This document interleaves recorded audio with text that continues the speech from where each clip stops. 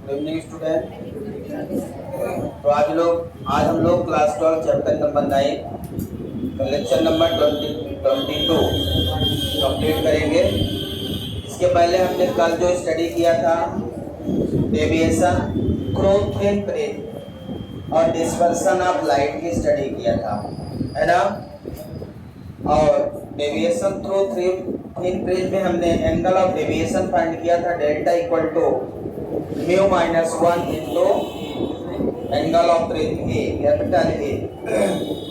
आज हम लोग उसकी आगे स्टडी करेंगे, एंगुलर डिस्पर्सन की स्टडी करेंगे। क्या किसकी स्टडी करेंगे? Angular dispersion. हेडिंग लगाएंगे एंगुलर डिस्पर्सन। एंगुलर डिस्पर्सन जैसा कि नाम से ही समझ में आता है, एंगुलर मतलब एंगल होगा। जब डिस्पर्सन ऑफ लाइट होगा तो आपको पता है कि during dispersion of light rays colour के अकॉर्डिंग, वेवलेंथ के अकॉर्डिंग बेंड हो जाती है। लाइट रेस वेवलेंथ के हिसाब से अलग अलग कलर में अलग अलग एंगल पे डेविएट हो जाती है, तो वहां पे एक एंगल बनता है। उन लाइट रेस के बीच में जो डिफरेंट कलर में, मतलब जिनका डिस्पर्सन होता है, उनके बीच में एक एंगल बन जाता है और वो एंगल एंगुलर डिस्पर्सन कहलाता है। डिस्पर्सन मतलब splitting in 7 constitute colour depends on it's wavelength. और एंगुलर डिस्पर्सन मतलब एंगल बन जाता है। तो आपने ध्यान दिया होगा जब हमने कल डिस्पर्सन ऑफ लाइट डिस्कस किया था, तो एक कलर और दूसरे कलर के बीच में एक एंगल बनता है पीछे स्टैंड करने पे, और उसी एंगल को हम एंगुलर डिस्पर्सन कहते हैं। इस एंगुलर डिस्पर्सन को हम ग्राफ के माध्यम से भी समझेंगे कि वो एंगुलर डिस्पर्सन कहाँ है और क्या है। तो जब डिस्पर्सन होगा तभी एंगुलर डिस्पर्सन आएगा, एंगल बनेगा, ठीक है ना। तो इसमें लिखेंगे when white beam of light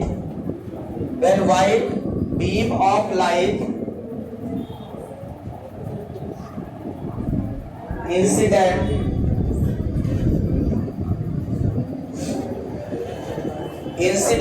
on the prism, when white beam of light incident on the prism, then it splitting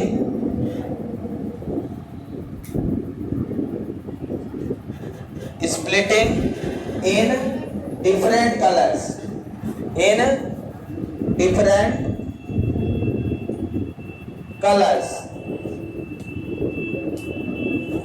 ठीक है।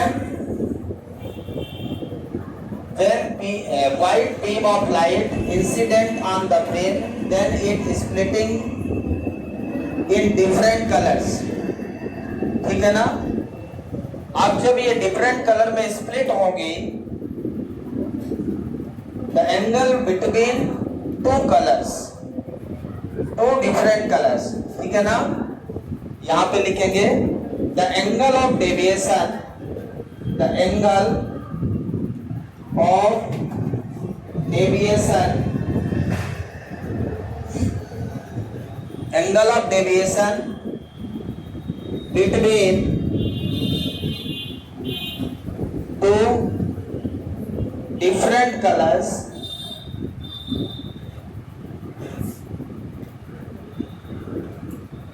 is called angular dispersion. Angular dispersion, ठीक है ना। It is denoted by theta, it is denoted by theta. अब इसको figure के माध्यम से समझ लेते हैं कि हमने क्या लिखा है। देखिए, डिस्पर्सन ऑफ लाइट जब होता है, व्हाइट लाइट, कौन सी लाइट? व्हाइट लाइट जब प्रिज्म में इंसिडेंट होती है व्हाइट लाइट, इस लाइट को सीधे जाना चाहिए था, लेकिन वेवलेंथ और डिफरेंट कलर में ब्रेक हो जाएगी। मीडियम चेंज होने के कारण इसका डेविएशन होगा। यहाँ पे बेसिकली 3 कलर्स की हम बात कर रहे हैं, ठीक है। वो 3 कलर्स रेड, येलो और वायलेट, और बाकी सारे कलर इसमें, ठीक है ना, रेड, येलो और वायलेट। अब एंगुलर डिस्पर्सन क्या है? यदि यहाँ पे रेड कलर को पीछे की ओर एक्सटेंड करें और वायलेट कलर को, तो इनमें एक डेविएशन, मतलब दोनों कलर आपस में कितना एंगल बना लेंगे, समझ आ रहा है क्या? ये वायलेट कलर और रेड कलर दोनों कितने डेविएट हुए हैं, तो डेविएट होकर एक एंगल बनाएंगे। सो this is the angular dispersion. जब लाइट रेज डिस्पर्स होगी डिफरेंट कलर में, तब उसमें एक एंगल बन जाएगा, एंगल ऑफ डेविएशन इनके बीच में। उसी एंगल को हम लोग क्या बोलते हैं? Angular dispersion. So this is the theta which is the angular dispersion. और जब डिस्पर्सन होगा तभी एंगल बनेगा। प्रिज्म में जब डिस्पर्सन होगा तभी एंगल बनेगा। जो भी एंगल बन रहा है, यहां से देख सकते हैं, जो भी एंगल बन रहा है, angle of deviation between 2 different colours, angle of deviation between 2 different colours. समझ आया क्या? अब यदि हम बात करें अपने एंगल ऑफ डेविएशन में, अलग अलग कलर का एंगल ऑफ डेविएशन कितना होगा, तो ये रेड कलर है, ये ऐसे जानी चाहिए थी लाइट, तो यहाँ पे डेविएशन होगा डेल्टा आर। ये कितना एंगल बना लेगा? Delta R. और ये वायलेट कलर कितना एंगल बनाएगा? यहाँ से डेल्टा वी। वायलेट कलर कितना एंगल बनाएगा? Delta we. ये आपका इंसिडेंट पाथ है। इंसिडेंट पाथ से उसका पाथ, रेड कलर का जो पाथ है, कितना एंगल बनाएगा? वो एंगल ऑफ डेविएशन हो गया। और यहां से वायलेट कलर का एंगल ऑफ डेविएशन कितना हो गया? डेल्टा वी हो गया, ठीक है। अब ये यहां से हम लिख सकते हैं, ध्यान से देखें, ये थीटा है। थीटा का मतलब रेड और वायलेट कलर के बीच का एंगल, ये भी थीटा है। ये थीटा है। रेड और वायलेट कलर के बीच का एंगल कितना है? थीटा। अब थीटा में यदि डेल्टा आर ऐड कर दें, थीटा में यदि डेल्टा आर ऐड कर दें, तो मुझे क्या मिल जाएगा? Delta B, total deviation, maximum deviation. तो मैं यहां पे लिख सकता हूं theta plus delta we equal to delta R. Theta plus delta we equal to delta V. Theta plus delta we equal to delta are. Delta R ध्यान रखिएगा इतना है, ये डेल्टा आर है। Theta plus delta R, theta plus delta R equal to delta V. So what is the value of theta? Theta equal to delta R minus delta V. So this is the angular dispersion. Theta equal to delta R minus delta V. Clear हुआ क्या? Angular dispersion कितना बन गया? Delta R minus delta V, ठीक है। तो यहाँ पे उल्टा लिख दिया क्या? ये यहाँ पे गलत लिखे, डेल्टा आर यहाँ पे delta V. Theta plus delta R equal to delta V, delta B minus delta R. एक चीज ध्यान रखिएगा, यहाँ पे जो कलर का एंगुलर डिस्प्लेसमेंट है, मतलब एंगुलर डिस्पर्सन, तो एंगुलर डिस्पर्सन किसका ज्यादा एंगल है? वायलेट कलर का एंगल ऑफ डेविएशन ज्यादा है, वायलेट कलर का एंगल ऑफ डेविएशन ज्यादा है। तो जिसका ज्यादा उसमें से जिसका कम है उसको माइनस कर दो। ज्यादा जिसका है उसमें से जिसका कम है उसको माइनस कर दो। हमेशा कोई भी दो कलर दे दे, मान लो आपको दे दिया रेड और ग्रीन, रेड और ग्रीन कलर दे दिया, तो delta green minus delta are, ये एंगुलर डिस्पर्सन हो जाएगा। आपको ध्यान रखना है ऑर्डर, ऑर्डर यदि याद है तो दो कलर का डिफरेंस लेना आपको। येलो और ग्रीन दे दे, येलो और ग्रीन दे दे और बोले इसका एंगुलर डिस्पर्सन बताइए, थीटा इक्वल टू, अब यहाँ पे कौन नीचे है? ग्रीन, तो delta G minus delta Y. समझ आया क्या? तो जिसका एंगल ज्यादा है उसमें से जिसका एंगल कम है उसको माइनस कर दो। तो ये हो गया theta plus delta R, theta plus delta R equal to delta V पूरा एंगल, तो theta equal to delta V minus delta R. Clear है? नोट डाउन करिए जल्दी। इसके बाद देखें कल जो डेरिवेशन मैंने किया था, क्या किया था? we know that angle of deviation मतलब डेविएशन थ्रू थिन प्रिज्म का किया था, आपको याद है? तो delta equal to mu minus 1 into a, यही था। किसी को याद है डेल्टा क्या है? ये डेल्टा क्या है? हाँ, एंगल ऑफ डेविएशन। बहुत अच्छा याद है आपको, मुझे पूरा विश्वास है आपको याद रहेगा। तो एंगल ऑफ डेविएशन डेल्टा है, ये रिलेशन आपने कल फाइंड किया था। इसी के हिसाब से यदि मैं डेल्टा वी लिखूं इसको, delta we equal to mu b angle of deviation for violet colour equal to refractive index for violet colour minus 1 into a. इसी तरह से रेड कलर का लिख दें mu r minus 1 into a, ये value यहां पुट कर दो एंगुलर डिस्पर्सन में, तो थीटा इक्वल टू कितना हो जाएगा? Delta are, delta B minus delta r means mu B minus 1 into a minus mu r minus 1 into a. दोनों से एक कॉमन ले लो, दोनों से एक कॉमन ले लो, तो क्या बचेगा बोलिए? इसको ओपन कर लो, mu B minus 1 minus mu r minus minus plus 1 into a. 1 से 1 कैंसिल हो गया, थीटा इक्वल टू कितना बचा? Mu B minus mu are into A. So this is the angular dispersion in terms of refractive index as well as angle of rays, mu b minus mu r into a। ठीक है, तो ये भी एक relation है, ये भी याद रखना है। कैसे आया है ये आपके सामने है।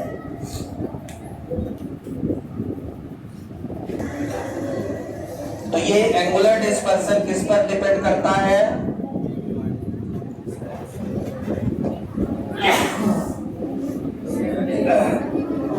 सर्दी है। Theta directly proportional to angle of ray. इसका मतलब यदि एंगल ऑफ रे इंक्रीज होता है तो एंगुलर डिस्पर्सन भी इंक्रीज हो जाएगा। दूसरा, theta directly proportional to refractive index.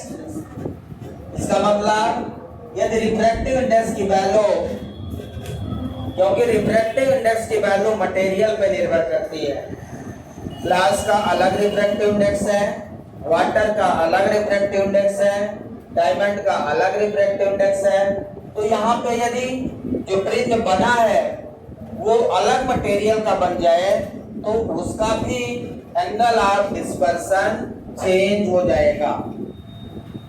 तो ये चीज ध्यान रखना है कि angle of dispersion increases only when angle of prism increases or refractive index of the material to be increases. If increases, then angular dispersion increases. If decreases, then angular dispersion will decrease because of both are directly proportional. ठीक है, तो यहाँ पे ये समझना है आपको। Objective में क्वेश्चन पूछ लेता है कभी कभी, तो ये किस पर डिपेंड करता है ये ध्यान रखना है और किस तरह से चेंज होता है। इसके बाद अब हम आगे अगली हेडिंग पे चलते हैं। अगली हेडिंग है डिस्पर्सिव पावर। हेडिंग लगाएंगे dispersive power. Dispersive power,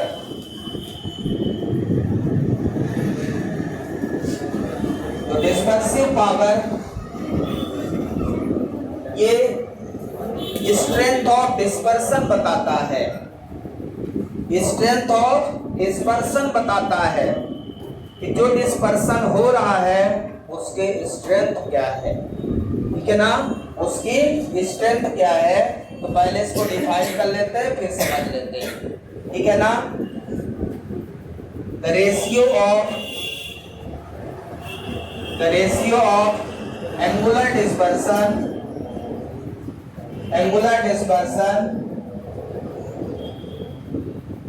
the ratio of angular dispersion between the violet and red dispersion between the violet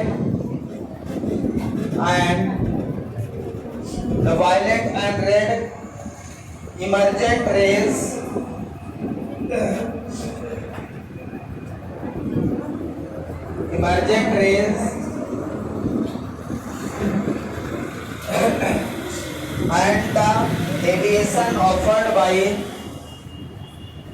and the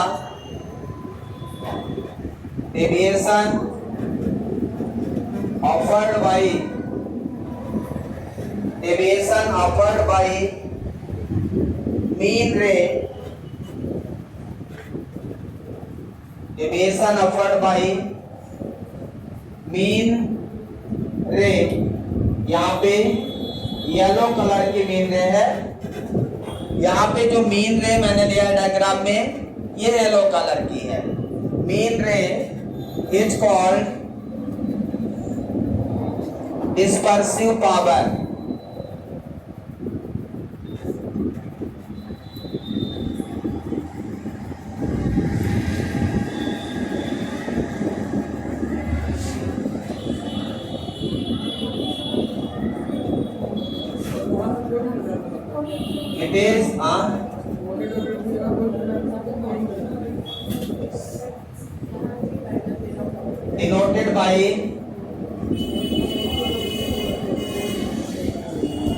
It is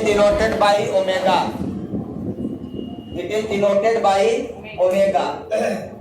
The ratio of angular dispersion between the violet and red emergent ray and the deviation offered by mean रे मैंने यहाँ पे yellow लिया है। कोई भी mean रे हो सकती है। वो दो रे के बीच में जो तीसरी रे आएगी कोई मीन रे होगी। अभी हमने जो रे बनाया है उसके हिसाब से बात कर रहे हैं। ठीक है ना, बाकी तो वो जो आपके कलर है 7 उनमें से 2 कलर के बीच में तीसरा जो आएगा वो मीन रे हो जाएगा। समझ आया। अभी हमने इस डायग्राम के हिसाब से डेफिनेशन बताया है। ये जो डायग्राम बना है इसके हिसाब से डेफिनेशन है। बाकी ये जो लिखा हुआ है वायलेट एंड रेड, यहाँ पे कोई दूसरा भी हो सकता है, वायलेट एंड ऑरेंज हो सकता है। ठीक है ना, अभी जो हमारा एग्जाम्पल है इस डायग्राम पे बेस्ड है, बस इतना ध्यान रखना।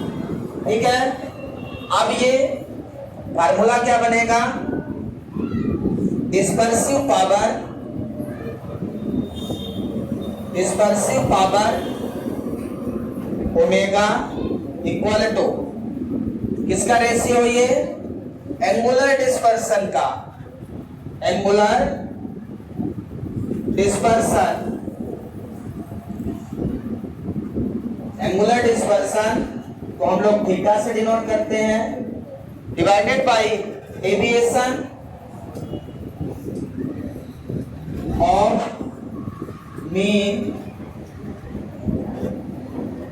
मीन कलर कोई भी है, ठीक है ना? यहां पे मीन कलर येलो है, जैसे डेविएशन ऑफ मीन रे, मतलब यहां पे मैं यहां पे येलो की बात कर रहा हूं। इस डायग्राम में मतलब इन दोनों के बीच में जो है वो मीन है। कोई भी और लेंगे तीसरा कलर, उसका मीन अलग हो जाएगा। तो अभी के हिसाब से ये डेरिवेशन चलेगा और ये डेफिनेशन है। ओके, समझ आया?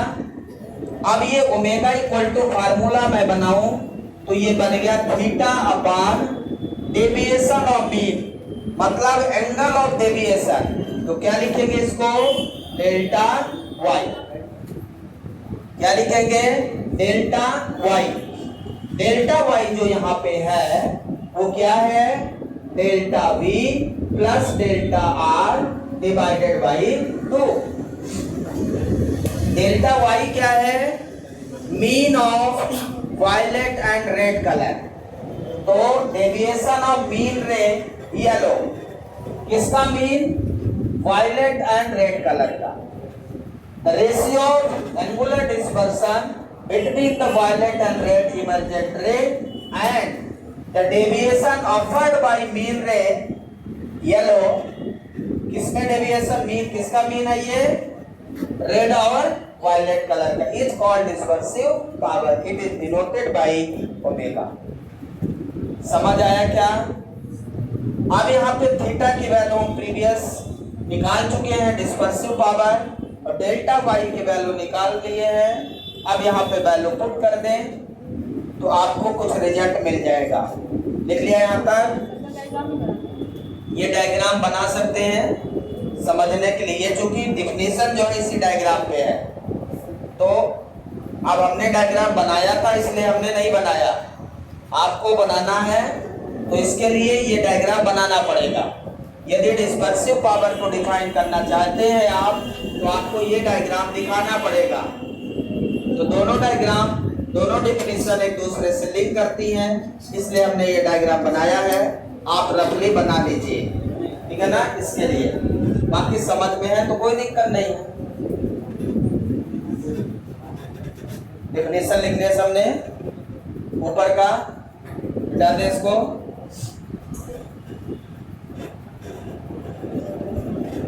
अब यहाँ पे वैल्यू पुट कर दो। थीटा की वैल्यू अभी मैंने, एंगुलर डिस्पर्सन अभी मैंने फाइंड किया, याद है आपको? Mu B minus mu are into a. और डेल्टा वाई क्या हो जाएगा?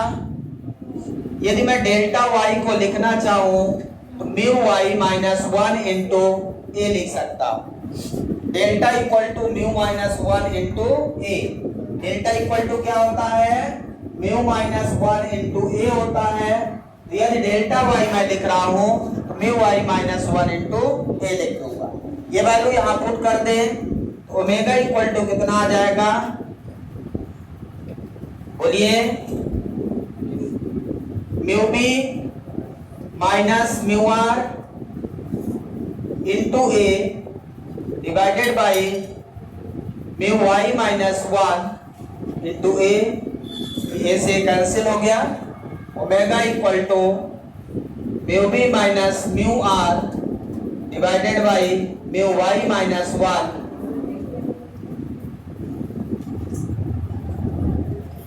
Dispersive power does not depends on angle of break. Dispersive power does not depends on angle of break. Dispersive power does not depends on angle of break. dispersive power does not depends on angle of range. Dispersive power angle of range पर निर्भर नहीं करता. It depends on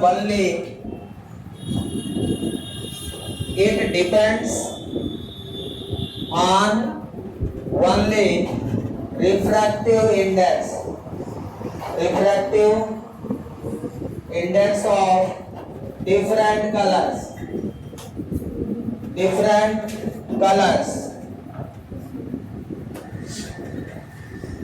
ये different colours के refractive index पर निर्भर करता है.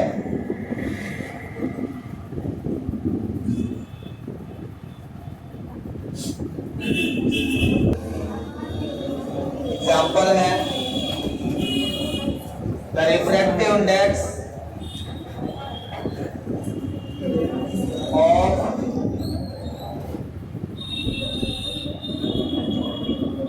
glass for violet color, violet is 1.62 and for red is 1.52. Find the dispersive power.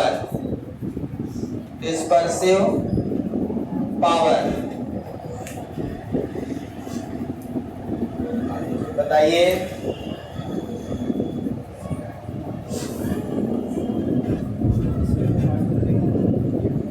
क्या होगा आंसर?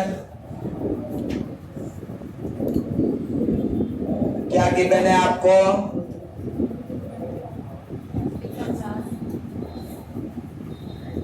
म्यू बी दिया है, refractive index of violet 1.62, mu R दिया है 1.52. आपको डेल्टा म्यू वाई चाहिए. क्या चाहिए? Mu Y equal to average mu R plus mu B by 2. Angle of deviation का भी एवरेज, रिफ्रैक्टिव इंडेक्स का भी जो एवरेज होगा वही इसका हो जाएगा. नहीं दिया है तो 1.62 प्लस 1.52 डिवाइडेड बाई 2. बताइए कितना आया? एवरेज वैल्यू बताइए. उसके बाद फार्मूला आपका है mu B minus mu are divided by mu Y minus 1. ये कितना आया?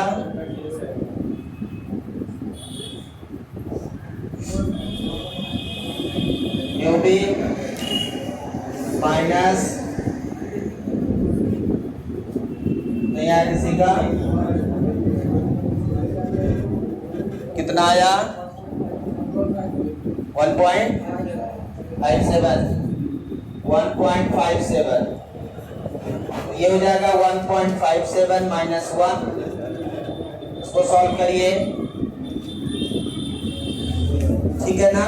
ये आपने फाइंड किया, ध्यान रखिए. एवरेज वैल्यू ये आपको गिवन नहीं है, जो भी कलर दिया उसका एवरेज वैल्यू फाइंड कर लेंगे. ये कितना आया? सॉल्व करिए जल्दी.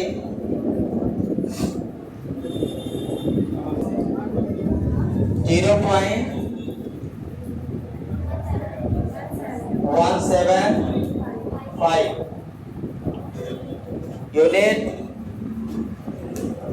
यूनिट बताइए. सर यूनिट तो पढ़ा ही नहीं, कैसे पूछ रहा है? यूनिट लेस है, रेशियो है. जब ये रेशियो है तो यूनिट लेस रहेगा. अगला क्वेश्चन है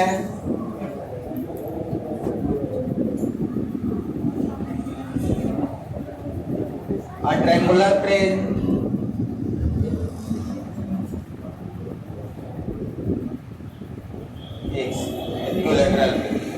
equilateral plane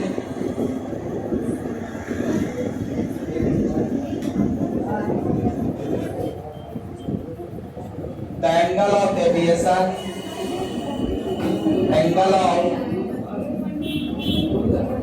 minimum deviation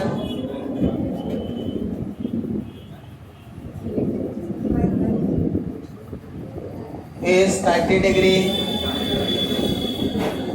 Find refractive index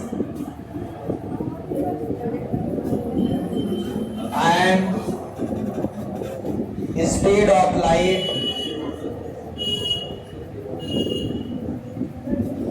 passing through the prism. Passing through the prism.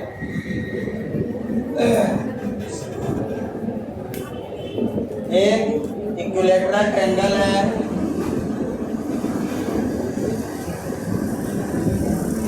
एक इक्विलेटरल प्रिज्म है, इसका एंगल ऑफ डेविएशन गिवन है और रिफ्रैक्टिव इंडेक्स और स्पीड ऑफ लाइट पूछ रहा है। जब लाइट उस प्रिज्म से पास होगी तब उसकी स्पीड क्या होगी और उस प्रिज्म का रिफ्रैक्टिव इंडेक्स क्या होगा, ये आपसे क्वेश्चन पूछा है। मुझे पता है आपसे बन जाएगा, फिर भी मैं सॉल्व कर देता हूं। इक्विलेटरल ट्रायंगल है, इक्विलेटरल ट्रायंगल का तीनों एंगल 60-60 डिग्री के होते हैं, मुझे पता है। मतलब यहाँ पे एंगल ऑफ प्रिज्म 60 डिग्री होगा। एक लाइट रेज जाएगी और वो बेस के पैरेलल हो जाएगी, क्योंकि यहाँ मिनिमम डेविएशन है, और फिर बाहर निकल जाएगी। यहाँ पे जो एंगल ऑफ डेविएशन बन रहा है, मिनिमम डेविएशन वो कितना बन रहा, 30 डिग्री क्वेश्चन के अकॉर्डिंग। अब हमारा फार्मूला है b equal to sin a plus delta m by 2 divided by sin a by 2। So this is the formula how to find the refractive index for given material।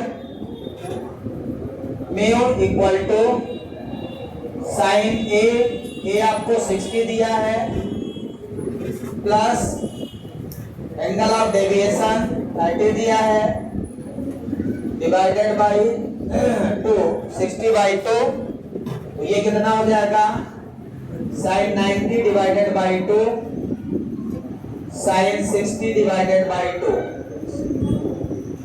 ये कितना हो जाएगा sin 45 divided by sin 30। sin 45 के value किसी को याद है? याद है तो 1/2 लिख दें, नहीं याद है तो 1/2 लिख दें। sin 30 की वैल्यू 1/2।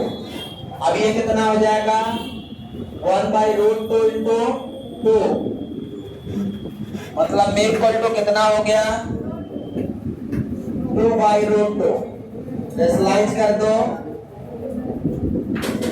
ऊपर नीचे, कितना हो जाएगा 2√2/2, √2 इक्वल टू 1.414। यहाँ पे इस प्रिज्म का रिफ्रैक्टिव इंडेक्स कितना आ गया 1.414। ग्लास का रिफ्रैक्टिव इंडेक्स 1.5 होता है, थोड़ा सा कम है, थोड़ा सा रेयर है, ज्यादा टेंशन नहीं है उससे। तो यहाँ से रिफ्रैक्टिव इंडेक्स आपने फाइंड कर लिया। इस एंगल पे अलग अलग एंगल पे अलग अलग रिफ्रैक्टिव इंडेक्स आपको मिलेगा। तो अभी जो आपने फाइंड कर लिया है, ये क्वेश्चन बोर्ड में आया है 2-3 बार, तो डायरेक्ट आपको ये फार्मूला याद रखना है। इक्विलेटरल प्रिज्म दे देगा तो एंगल ऑफ प्रिज्म आपको नहीं बताया जाएगा, और एंगल ऑफ प्रिज्म आपको ध्यान रखना है कितना होगा। यदि इक्विलेटरल प्रिज्म दिया है तो एंगल ऑफ प्रिज्म आपका 60 डिग्री फिक्स है, इस बात का ध्यान आपको खुद देना है।